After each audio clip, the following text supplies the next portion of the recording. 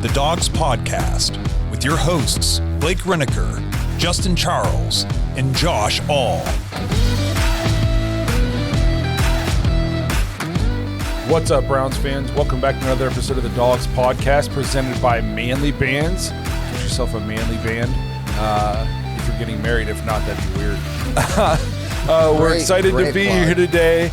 Bring you guys another off-season episode coming to you virtually. Tough schedules this week, so luckily we have the technology to do this. And Josh is smart. Me and Justin probably wouldn't be able to figure this out. Not a chance. Testing a new program out tonight also, so hopefully there's no technical difficulties. But if you guys have watched the show for a while, you know we have technical difficulties sometimes. They happen. So bear with us if it does. You guys will never see it anyways. Hollywood magic. But that's also a courtesy of Josh from Beverly, not Hollywood. Beverly Hills? No. Well, there are hills there. There are hills. This episode's already off the tracks. Yeah, We're just what is started. going This on, is bro? just a typical off-season episode. I also got to get some Hollywood lighting in here because it looks like I'm shooting it from a star. Like it's terrible. You got a bonfire in front of you or something? Yeah, I don't know what's going on with that, but anyways, we're excited to glowing. get into the episode. We got some good stuff to get into today. Obviously, Browns and Brook Park's officially happening. It was already officially happening, but now it's like officially happening. So we're going to talk about that a little bit, some other good stuff. But before we do, though, remember if you want to get thoughts and interests on the show, head to thedogspodcast.com, tap leave voicemail on the drop-down menu. If you're watching on YouTube, please like and subscribe. Make sure you tap the notification bell so you don't miss any of the content that we're putting out. Thank you to everybody who has subscribed already. We just hit 12,000 subscribers. Seems like just 4 years ago we were at 0. So now we're at 12,000, and it's all because of you guys. So we appreciate everybody who has followed, and if you haven't done so already, go ahead and hit that follow button. It helps us out a ton. If you are looking for us on any of the other major social media platforms, just search at the Dawgs Podcast. You can also just listen to the show on Apple, Spotify, and Google. Lastly, if you're looking for more Dawgs content, head to jointhedawgs.com, become an official Dog Pack member on the Patreon page, access to the private Discord, the big draw, play fantasy football with us. We have multiple redraft leagues. We actually, I think, are throwing together another dynasty league. So we have, 2 or 3 now dynasty leagues in there? Yeah, That'd be 3. 3 dynasty leagues. I think there's a NASCAR racing dynasty league of some sorts going on in there. There's just, you can play fantasy, any kind of fantasy you want, except for maybe like weird things. But you can play fantasy sports with us in the Dog Pack. Cool. It's a good time. You get some cool, if you win, you get some cool championship T-shirts and that kind of stuff. The Dynasty leagues have some cash prizes. So it's a good time for everybody involved, especially that Discord. It's 24/7 Browns content in there. So if you're interested in that, you want to help support the show, you want to play fantasy football with us, that's jointhedawgs.com, become an official Dog Pack member. I did want to throw a quick Go ahead. edit in there, Blake. They cannot listen to the show on Google Podcast because it doesn't exist anymore. Oh, I'm going to have to, it's going to be... I just looked it up. I was like, I feel like I heard something about this. And yeah. Well, that's they're not going heard. to, I've been saying listen to the show on Apple, Spotify, and Google for going on 5 years now. And I'm telling you right now, it's going to take 5 more years to get out of the habit of saying Google at the end of that. So Nobody just be said prepared. anything yet either, so I don't know how long they've been gone or what. But. I was looking for you on Google Podcasts, and I think you guys are full of shit. I can't believe we haven't heard that yet.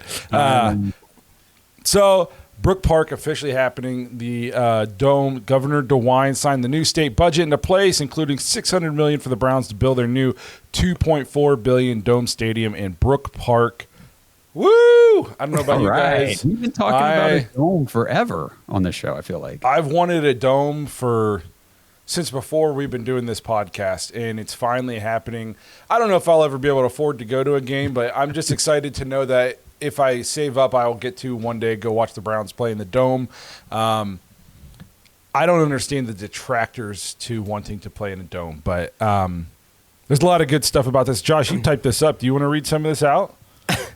Well, yeah, I just put some notes in here, some things I was finding online. Then the Browns put out, like, they've got like a whole web page for this with interactive stuff, and it's just, if you want information, guys, it's all out there. But you know, they put out there that the stadium's not just an NFL venue; they're calling it a true super theater, capable of hosting a wide range of live entertainment events, international soccer matches, NCAA Final Fours, concerts, They think they can get crowds in there from, anywhere from 6,000 up to 75,000 for some concerts and things like that.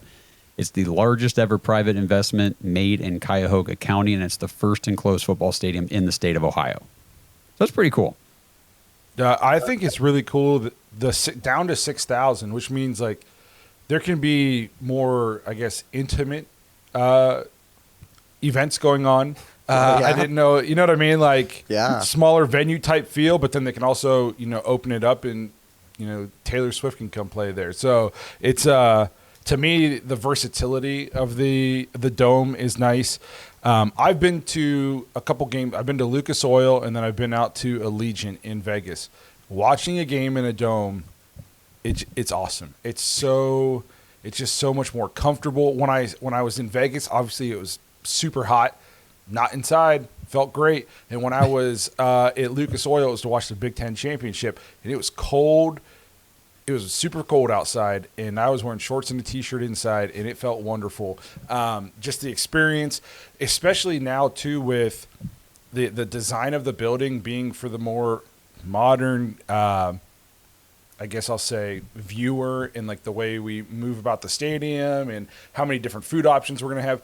Everything will be tailored to the game day experience in terms of not missing action. You're not going to, hopefully, I don't want to, I'm not building it, but you're not going to wait an entire quarter and a half to go get a hot dog at the end of the first quarter. You're going to be able to go down, get something to eat, and get back to your seat without missing much action. There's going to be more than enough bathrooms where it's not a 45-minute line.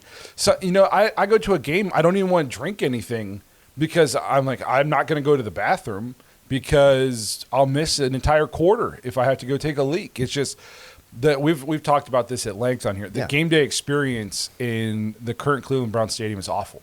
And this is just a chance to completely revamp it. Multiple concourses that all have the field in the line of sight. So even if you are up grabbing something to eat, you can still just look over your shoulder. Game is going on. It's going to be, to everybody who's saying this isn't good, just wait until they go watch one game there. All that will go right out the window. How about, like, as far as good, how about good for the players? You know Yes. what I mean? Hey, that's going to be a nice setting to play in. How about as far as free agency? Hey, would you like to come and play in Cleveland? We're not playing on that lake anymore where, it caught on fire and stuff. Now you can come play in this beautiful indoor state-of-the-art facility. I would say, like, as far as, like, for the negative stuff, it probably is going to be crazy expensive to go to a game, at least for a little bit. You know what I mean? It's going to be like you said, Blake, hey, save up. Maybe that's a once-a-year kind of thing, But as far as, like, the experience, you got to think it's going to be top-notch. I'm not going to be worried about, hey, how long is my daughter going to be able to stay at the game? I won't have to worry about that, hopefully. You know what I mean? It's not going to be because she's cold, So I think as far as for fan experience, it's going to be top-notch. Will it be bad for maybe downtown Cleveland? Possibly, but for the fans, I don't understand why any fans would be super, super upset that we're getting a really, really nice thing. And I don't buy into the fact that downtown Cleveland will just die now. on Not if the it's done right. on the 8 home games a year. You know what I mean? Like I'm just not buying that. It's 10 minutes down the road. They will set up transit from different locations in downtown Cleveland that will bus you to the stadium. You can still go downtown, get a place to park, go to the bars, get yourself some food, all that good stuff. Hop on a free shuttle up to Brook Park. It's 10 minutes. Go to the game, and then grab a shuttle, go back to downtown Cleveland, go back out, get in your cars, go home. If they do it right, which I feel like they're going to, it's not going to kill downtown. Especially if they actually do revitalize the lakefront, right. You can utilize that on game days. You know what I mean? So it's going to be so much better. It's going to have the largest locker room in the NFL. And I think every year the NFL does those report cards, and the Browns have reportedly every year scored at the bottom, like D's and F's in terms of their locker room. So this is going to completely change all that. The facilities are going to be a million times better. And like you said, free agency. What good kicker wants to come here? We haven't been able to find a kicker since Phil Dawson. It's tough to find a kicker who can kick in all these elements and be so good. There's a reason there's only been one Phil Dawson for us. It's a lot easier to find a kicker who can kick his kicks inside, and at least get a good one to want to come kick here. Free agency players, a lot of these guys, SEC schools who never played in the winter, they become free agents. They don't want to go play in the snow. All of a sudden now, hey, you don't have to. You'll play outside in some of the away games, but you're going to play half your games at home in the nicest dome in the NFL. SoFi is awesome. All these domes are awesome, but this will be the newest. I'm just going to be assuming they always one up each other. If it's the newest, it'll be arguably the best until the next new one is built. So I think it's better for everybody. It's just going to be so much better.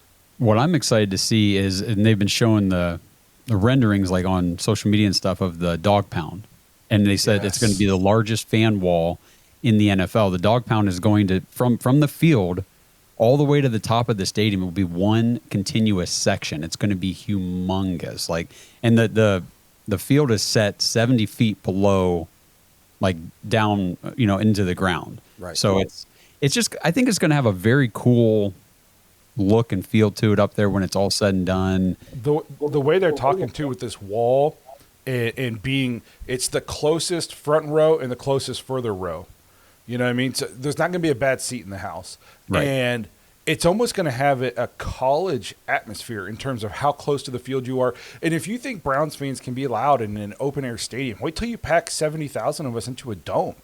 You want to talk about home field advantage? Noise is a million times better home field advantage than cold, rain, sleet, 50-mile-per-hour wind gusts when you're trying to kick field goals and throw footballs. We lose all those games anyways. You know what I mean? It's you ask what's way tougher, that or when you're backed up at your 5 and it's so loud you can't hear anything. The building is shaking. You're 75 feet into the ground and we're just on top of you, just screaming. The atmosphere is going to be crazy. I think it's going to have a college type atmosphere inside that stadium. Yeah, I saw Darryl Reuter actually made a comment here on Twitter today about the home field advantage that people keep complaining about. Oh, the Browns are going to lose their home field advantage, blah, blah, blah. And he said it's given us zero weather home field advantage. We are 86 and 123 and 1 since 1999. There is no home field advantage playing in the crappy weather on the lake for the Cleveland Browns. Yes, it's just the detractors just make no sense to me. They're kind of just people who don't like change. They're just you know what I mean. Or they will complain about anything. Hey, here's the nicest stadium in the NFL. Your players are going to be super happy. You're going to attract billions and billions of dollars of revenue into this area and revitalize possibly 2 areas if they build up Brook Park and then they have the downtown connected with transit. You're going to potentially have 2 booming economies because of this. I got it. Oh, that's awful. What are you telling me I'm not going to be cold anymore? Oh, That's get the where hell out of football is here. Supposed to be played. Yeah. No, football was just played that way because it was the only option. Yep. It says the people sitting on their couch. Oh, they should be out there in the cold weather. That's what makes football football. Go to the game. Yeah, it sucks. Couch, go to the game. It sucks. It's cold. Yeah. You got to wear a lot of layers and warmers and drink. My favorite part is the people saying that are the same people you can't give a ticket to once it hits October, November. Right. Exactly. This is football weather. Oh, well, hey, I got 2 extra tickets. You want to go to the game for free in December 1st? No, I'm not driving up there to sit in the cold for 4 hours. Oh, okay. Okay. You know what I mean? So it's going to be better all around. I'm excited for it. I know the biggest thing people are complaining is we shouldn't be buying billionaire stadiums. The thing I'll say to that is, even if I can agree to that, this is just kind of the way it's done. This is like how all the stadiums are built. And at least in the Haslam's defense, he's putting up more money for this stadium than anybody else has ever put up for a stadium. Like he's ponying up a lot of money to build this place. He's doing 50% of it, right? I think so. It's like over $1 billion or something like that. So, I think it's gonna be awesome. I think especially even the harshest critics, once it's done and they get to go see a game, they're gonna be like, okay, this is pretty awesome. This is nice. I have seen like all day Adam the Bull on X has been losing his mind about this. And it's like, why today are you losing your mind about it? We knew this was happening when they came out and said they purchased the land, or they were thinking about buying the land. We're like, oh yeah, this is happening. I don't care what Bengals fans have to say. Like maybe go down and petition for them to get out of the balloon under the highway. I will never understand how a Bengals fan gets to sit and talk about the Browns, but whatever. Well, I mean, a Broncos fan gets to sit up there and talk about the Browns. This is true. And eat shit, but whatever. And eat shit, yep. Poor shit. Yeah, so I guess whatever. I guess that's what it takes. This episode is sponsored by Manly Bands. It's time to set off the fireworks early this year with the 4th of July sale at manlybands.com. Get 35% off site-wide, plus get a free 3-pack of silicone bands, red, white, and blue to celebrate the occasion. Plus, in honor of Browns training camp starting later this month, enter promo code CAMP25, CAMP25 when you check out to get an extra $25 off your order. Manly Bands has some of the coolest wedding bands made for men, rings made out of dinosaur fossils and meteorite. Plus, they got you covered for tungsten, titanium, obviously the gold and white gold. They've got platinum, black zirconium, carbon fiber, anything you're looking for, they have ready for you. Plus, they've got chains and other gifts for men, groomsmen gifts, barware. If you're looking for manly stuff, head to manlybands.com. Right now, 4th of July sale, 35% off, site-wide, plus a free 3-pack of silicone rings and an extra $25 off your order when you use promo code CAMP25 at checkout. That's manlybands.com, promo code CAMP25. Since 1989, Mount Hope Fence has set the standard in outdoor living. From decks and railings to fences and patios, we've got you covered.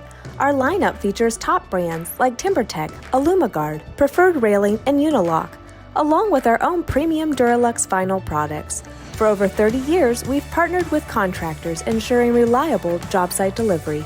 Discover quality and excellence in all things outdoors with Mount Hope Fence.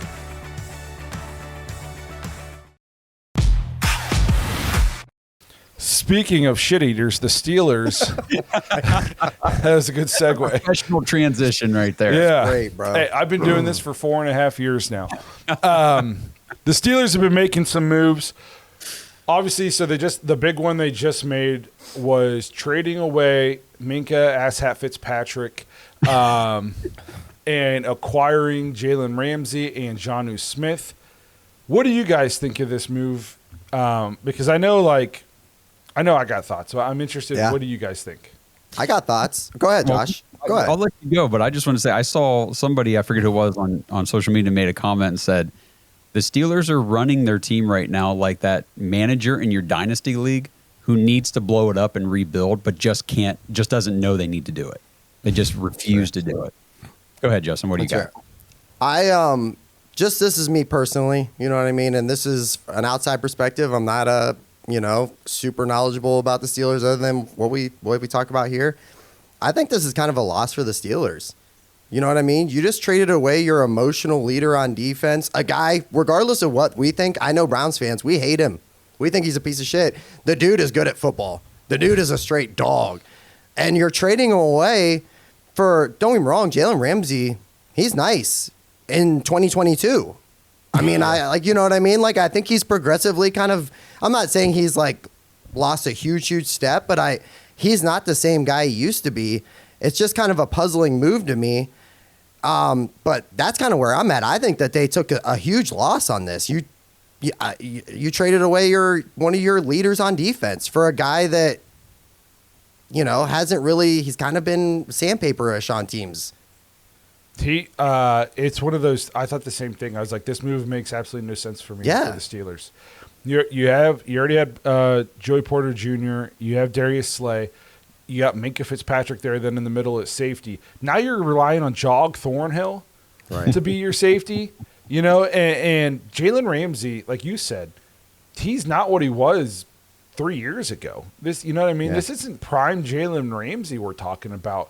Steelers fans who have talked about Minkah Fitzpatrick underperforming, Jalen Ramsey's been underperforming the last couple years. He's older, I'm pretty sure. Even they gave him a raise. Yeah. They traded for him and then gave him a raise. I mean, Jonnu Smith is a nice pickup if they know how to use him, but I'm not convinced that the Steelers know how to use any offensive pieces. So it's, to me, that I was like, this is a splash headline move that like gets some people excited, but if you actually just sit and look at it, it didn't make hardly any sense to me.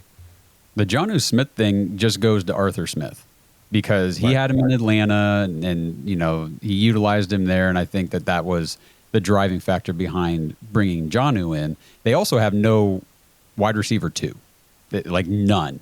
We talk about the Browns, their wide receiver core being thin. At least we know who's the 2 if he's healthy. It's Cedric Tillman. I don't know who it is for the Steelers. I got to say this. You asked on our social media pages who has a worse wide receiver core. It's us. It's us. It's easily us. Well, can you name their wide receivers? I would say Calvin Austin is their 2, and then Roman Wilson. If he steps up and can stay healthy, he would be maybe their 3rd. That's what I'm saying. Like you'd have to. Neither did our number 2. He played half the games. He played 3. He had 3 games stretched. We got guys who have NFL touchdowns. DK is better than any receiver on our team, and Austin. It's close. He is better. Now Jerry Jeudy follows up for yes.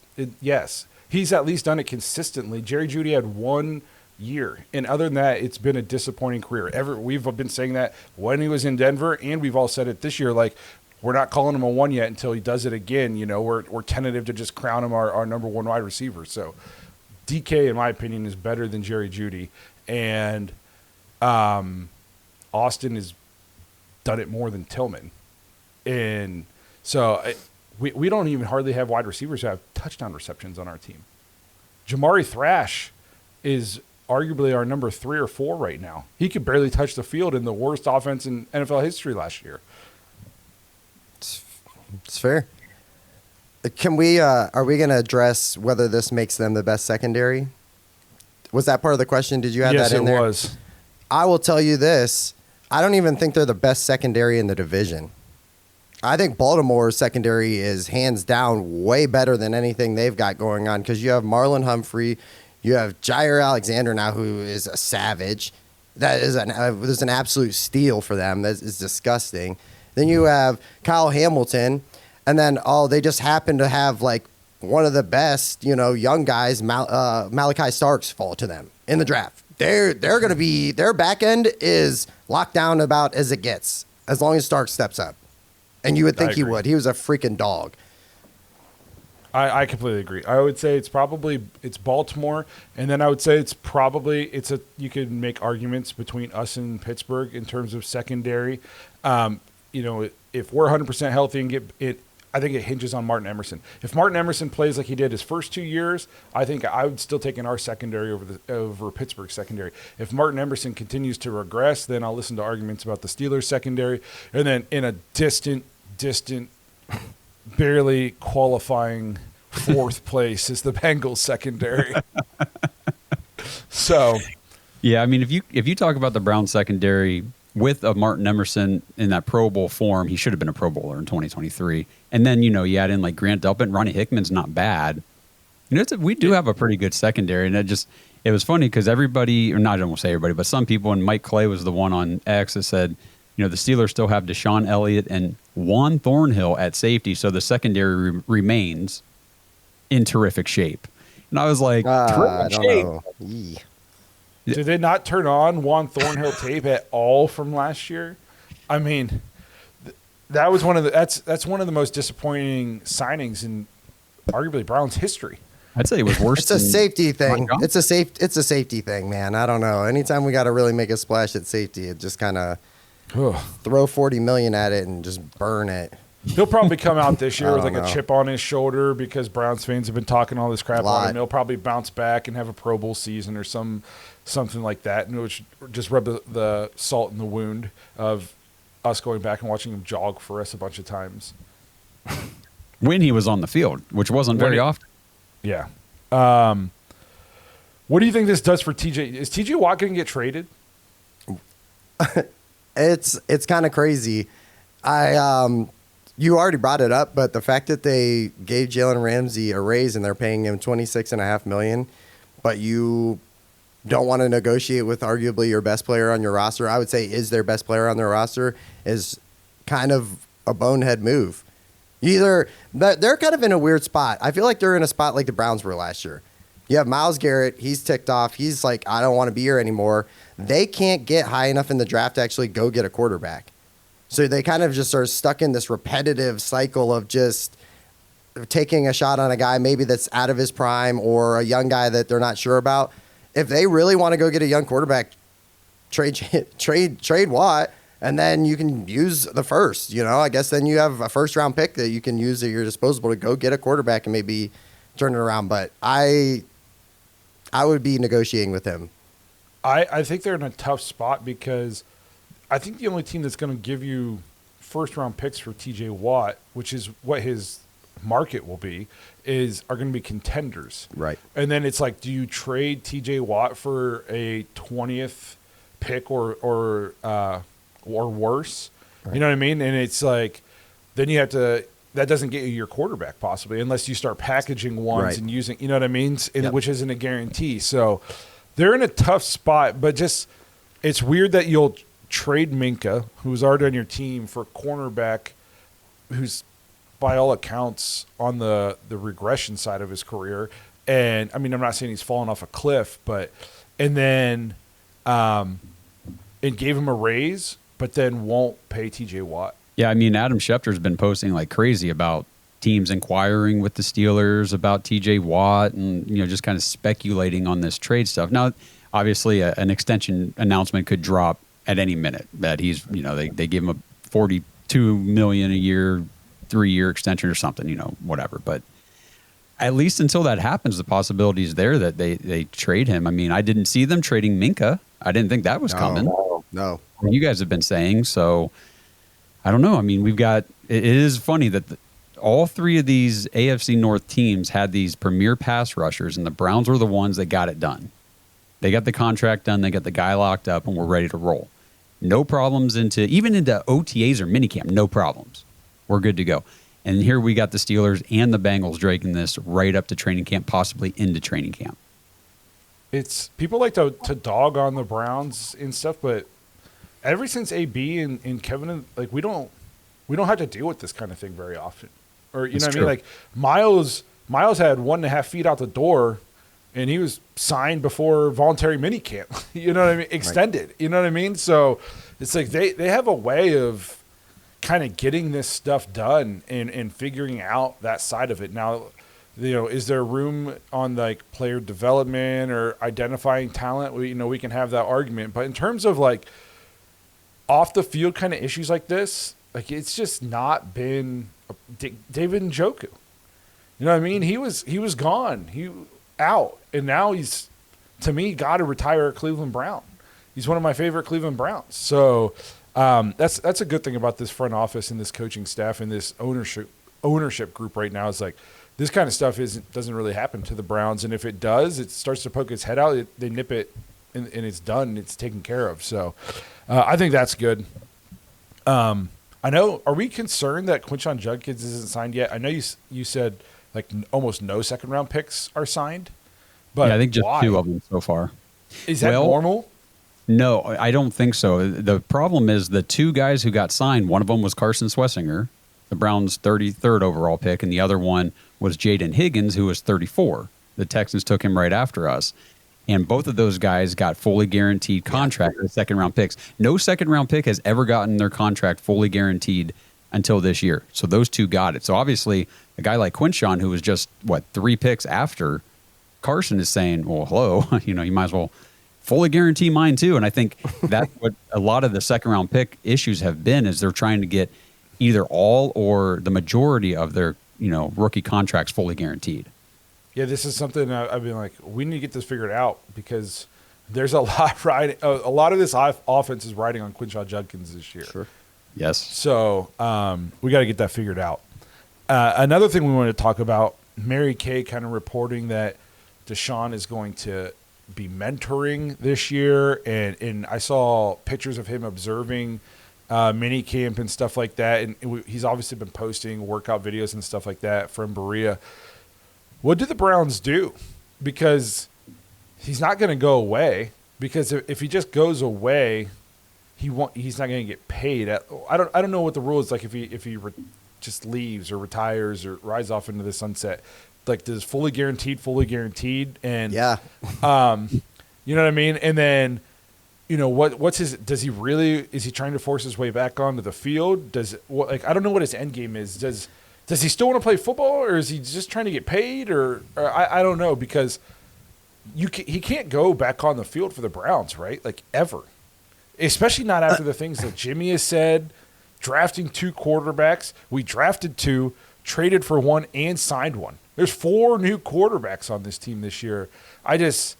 He's never going back on the field, right? Or am I just insane?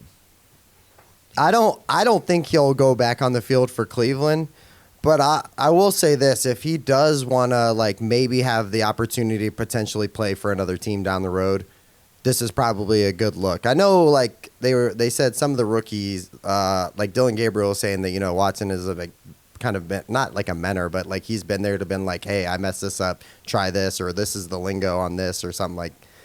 I think this is his opportunity to maybe put a good showing together as far as you can't physically do it right now. Do all the things. The Browns are probably telling him, hey, you're going to sit out this year.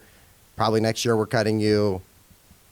Give yourself some good face time with this whole deal, and potentially there's opportunities on the other side. So we kind of talked about the cutting next year, though. Remember, Justin, last week with the Browns backers. And after the Browns restructured Deshaun's contract for this year, it kind of changed that projection that we were talking about. Like Jack Duffin was saying, March of 2026, when the league year opens, they can designate him as a post-June 1 cut, and he's gone. Well, now they kind of pushed that out into another year. So I don't think they can really split those last 2 years up until 2027 now. Right. So he very likely could be on the team after they've restructured now again in 2026. And he'll be healthy then. I didn't expect him to be healthy at all enough this year even if he was, they could pass it off. He wasn't, but he'll definitely be healthy enough 2 years from now. And it's one of those things where, what's his market in terms of, if he say he's free, we cut him, we paid him all of the money he's going to get, and any of the other 31 teams can sign him for the league minimum. Does anybody even sign him, even for the league minimum? I mean, it depends on how desperate you are at quarterback. You'd have to be, at least based on the tape he put on while in Cleveland. I just don't know. I don't know if anybody signs him even for the league minimum. To take a guy with the off the field drama it's going to cause your team, and which would be interesting to see if it would happen, because it seems like there wasn't going to be any off the field drama when everybody thought he was going to the Saints, and then it became an issue when the Browns swooped in and grabbed him. But off the field issue drama, and then multiple injuries, can't stay on the field, and then when he was on the field, he's bad for 95% of it. I don't know if there's a market. So I don't know. If I'm him, I'm just kind of chilling. You know what I mean? I'm just hiding. Hiding. If you're Deshaun Watson, why would you ever go out there in 2025 on an Achilles that you tore twice within a month? You figure.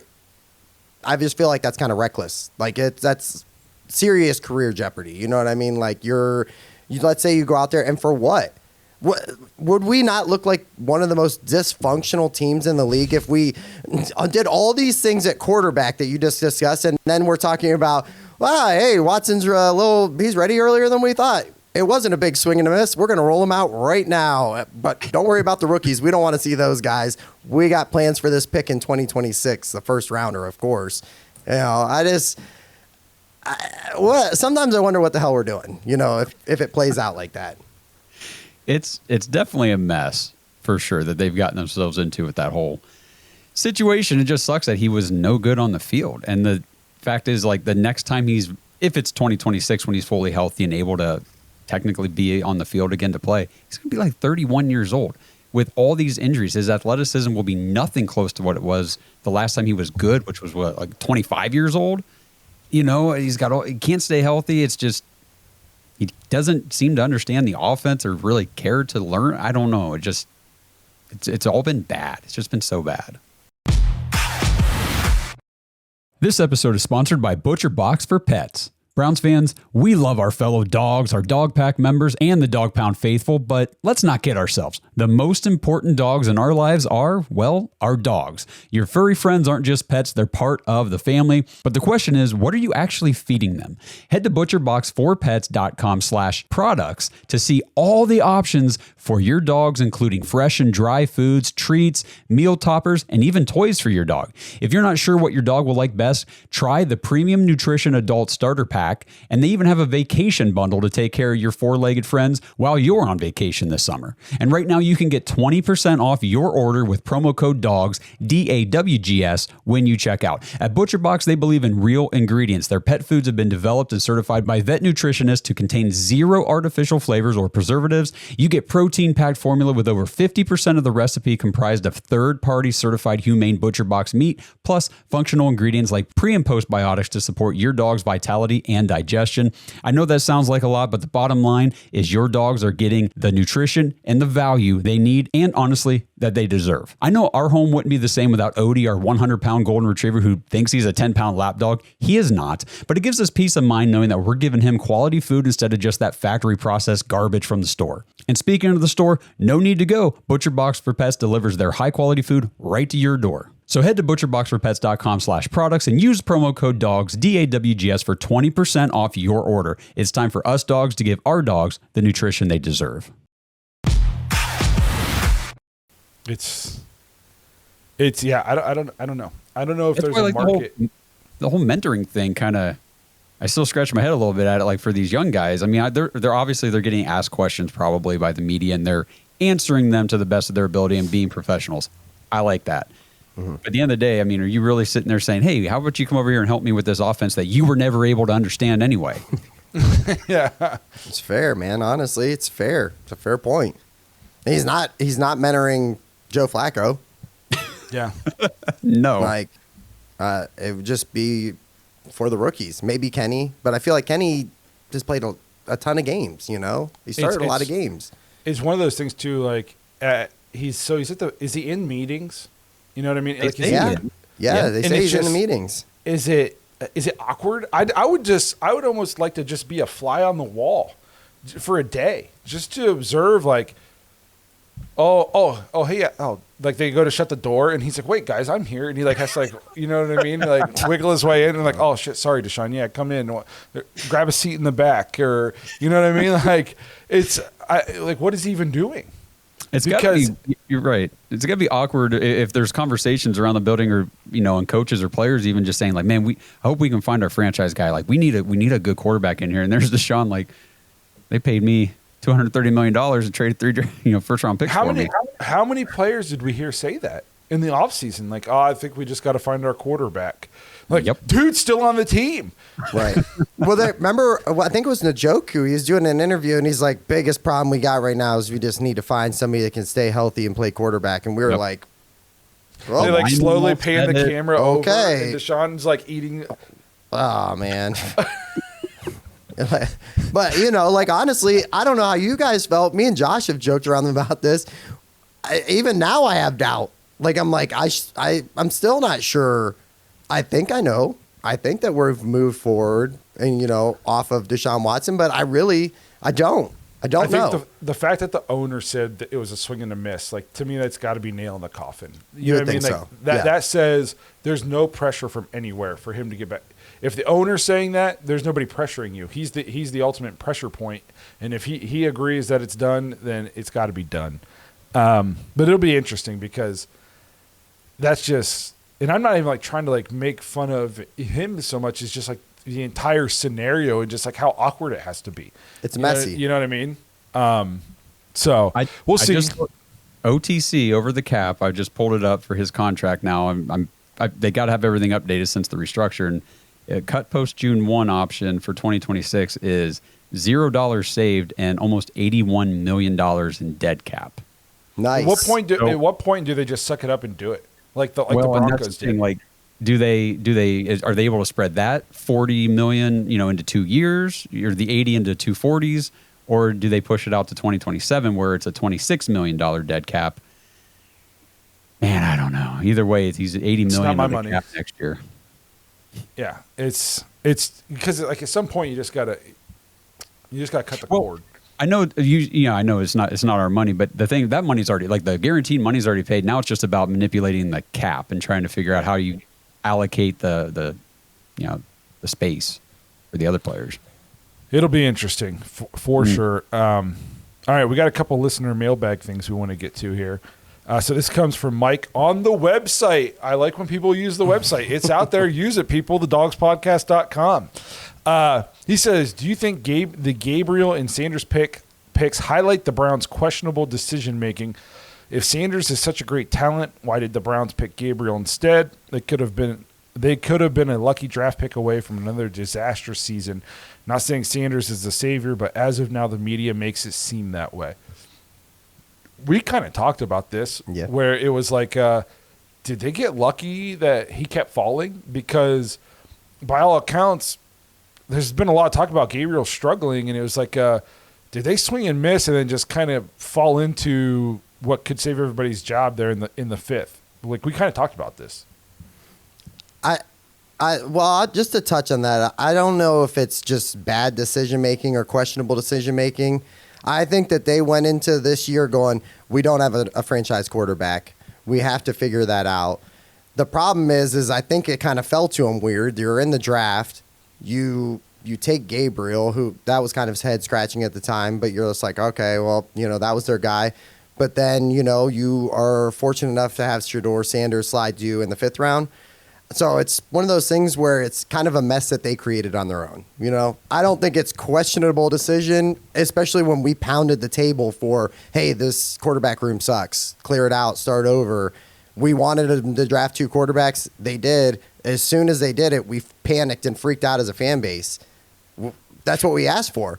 Go find the guy, right? Go find your guy, whether it's a veteran, a rookie, whatever it is. Go try to figure out this position, because that's the one thing that's, major thing that's held this franchise back since they came back in 99. We still haven't really answered that. And then for his point at the end where it was like, did we get lucky and to avoid a disastrous season? Season's not avoided yet. I don't think we're avoided on that yet. You know what I mean? Whether we're lucky or not, it could just work out that, hey, we've had to make some adjustments. We're trying to get off this Watson cap, and, there's some holes. We're missing 3 first-round picks, over the last 3 years. We've got some holes on the team, and we can't really afford to pay guys to come in and plug the holes. So I think they just kind of unfortunate of how it unfolded. Now just it is what they make out of it. I think the big thing, too, you talk about pounding the table like we did for 2 quarterbacks, but that was assuming they took Shedeur Sanders or a quarterback at 2. Right. Like that they utilized that first-round pick. They said, this is going to be our franchise guy. We're swinging on this guy. And then they take another quarterback later just in case, kind of like the RG3 and Kirk Cousins thing. This is completely different, where they took Kirk Cousins first and then they took RG3 way later and said, well, now we're going to put Kirk Cousins in front of RG3 and maybe not even give him a shot. I think that's where a lot of fans are upset or nervous, because a lot of people did want Shedeur. A lot of people, that was the guy they wanted anyway in the first round. So when we got him in the 5th, they just threw him right at the top of the depth chart and starting to come to the realization that the Browns don't have him there. They've got him behind everybody. So now it's, if he is the best one, he's going to have to work the hardest, like Blake said before, to get there. And this one comes from Kane, also on the website. Out of the 2024 draft class, who do you think will make the biggest improvement for this season, and who do you want to make the biggest improvement? Going by the OTAs, I think Thrash looks like he will, but I'd love to see Bookie Watson make a breakthrough. And just for a reminder, that 2024 class was Mike Hall, Zach Zinter, Jamari Thrash, Bookie Watson, Miles Harden, and Jawan Briggs. What do you guys think? Who do you think will make the biggest impact? I bet Justin and I have the same answer on who we want to make the biggest. Go ahead. I will say this, injuries aside, you know what I mean? I think injuries aside, I think the glaring road path to be an impact player has got to be Jamari Thrash. I think it's just very, very obvious. You have Jerry Jeudy, who kind of stepped into the one role, but, he misses a game or two a season. Tillman missed half the games last year. And then Deontay Johnson, we're not sure. We're just not sure. You know, like we're not sure. It's cold out. Yeah, that's tough, man. That's brutal. I would have just skipped that podcast, bro. But something you just need to tell people. Yeah, but that one, that's the way I look at it. You know, I think that there's just a big opportunity for him. I like Bookie Watson. I just think the depth in that room, you know, in the linebacker room is super tough. That's going to be tough to break through. You could say Mike Hall too, but, you know, not sure based on last year. So the guy for me that I want to make the biggest improvement, I need him to make a big improvement is Mike Hall.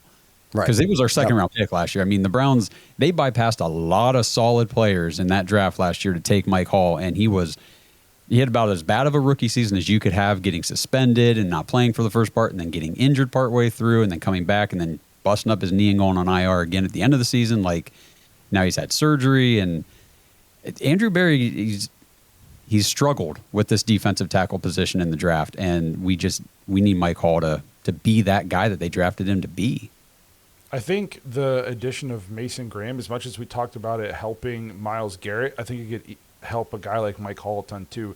A guy who's going to eat up double teams in the middle, in the interior. Now all of a sudden Mike Hall gets to go one-on-one in the interior because you're obviously going to be chipping Myles and stuff like that still.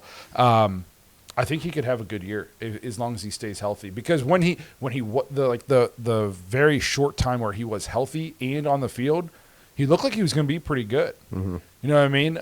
So he's just got to stay healthy this year and avoid any off the field issues. And I think the addition of Mason Graham could help him out a ton. It would be exciting if Jamari Thrash is that guy, because we just talked about how starved we are in the wide receiver room. So if this guy can be an electric playmaker for us, that would be huge. But I would say it's probably one of those two guys. I think like a guy like Zach Zinter, probably not so much this year, is right. We're looking – once we start turning over on this offensive line, that's where, you know, you'll see him start to make his impact. Because I think the offensive line is still going to be it's going to be the guys we're expecting. It's going to be Jones and Bitonio and Posick and Teller and Conklin. So I don't think Zinter, barring injury, will have the chance to make the impact this year. But if we're talking about Zinter having a breakout year, bro, it's because we lost somebody important. Yeah, somebody got hurt. And we're devastated. So hopefully we don't have to cross that bridge. So hopefully it's Hall or Thrash. Hopefully both. That'd be a welcome sight. Sure. So we'll see. But we'll go ahead and wrap this thing up. We appreciate all you guys being here, hanging tough through. If you guys notice any of our technical difficulties, depending on how bad they got, Josh will work his magic, but I promise you there was some. So we appreciate you guys watching me from a star or from my bonfire. I'm going to have to get some professional lighting in here, but again, we're excited for the stadium. Let us know in the comments if you guys are excited for the dome, and if you're not, I guess just whatever. So I don't get it, but I guess whatever. Let us know also. But again, we appreciate you guys being here, and we'll see you guys sometime later next week. Thanks for listening to another episode of the Dawgs Podcast. Make sure you subscribe on YouTube and follow us on Twitter at the Dawgs Podcast. Get your thoughts on the show at thedawgspodcast.com.